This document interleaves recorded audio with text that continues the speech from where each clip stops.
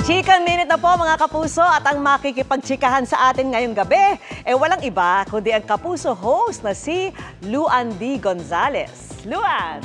Maraming salamat, Miss Vicky. Dream big and start small. Yan ang mantra ni Sparkle star Rahil Birria na panalo sa kanyang unang sabak sa amateur boxing via knockout.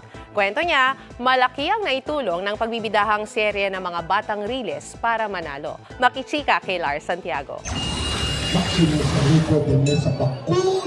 Unang sabak ni Sparkle artist at mga batang riles star Rahil Birria sa amateur boxing nitong weekend. Kaya wala raw siyang inasahan dahil para sa kanya, subok lang ang lahat. Bago pa man nag-artista si Rahil, passion na raw niya at nang nakababata niyang kapatid ang boxing.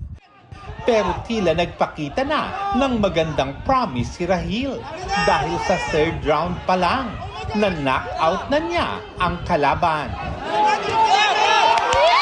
Hindi ko talaga ma-explain nung nanalo ako. Binuhat ako ng coach ko, tapos sigaw lang ako dahil lang sa disiplina, sa pagtitrain, sa pakikinig sa coach. And thank you kay God na nanalo po ako. Bukod sa kanyang pamilya, nagbigay rin ng suporta kay Rahil ang kanyang Sparkle friends. Present sa laban, sina Sean Lucas, Anjay Anson, Hannah Arguelles, Vince Maristela, Cheska Fausto at Kirsten Gonzalez. Super saya lang kasi sinabi niya sa amin tatry niya to Tapos sabi niya, sigurado ka dyan, gusto mo masapak brother.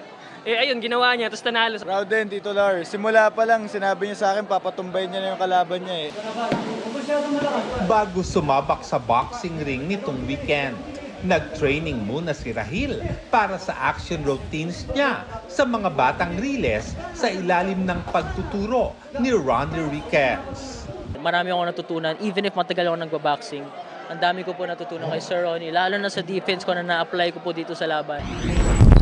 Lars Santiago, updated sa showbiz happening.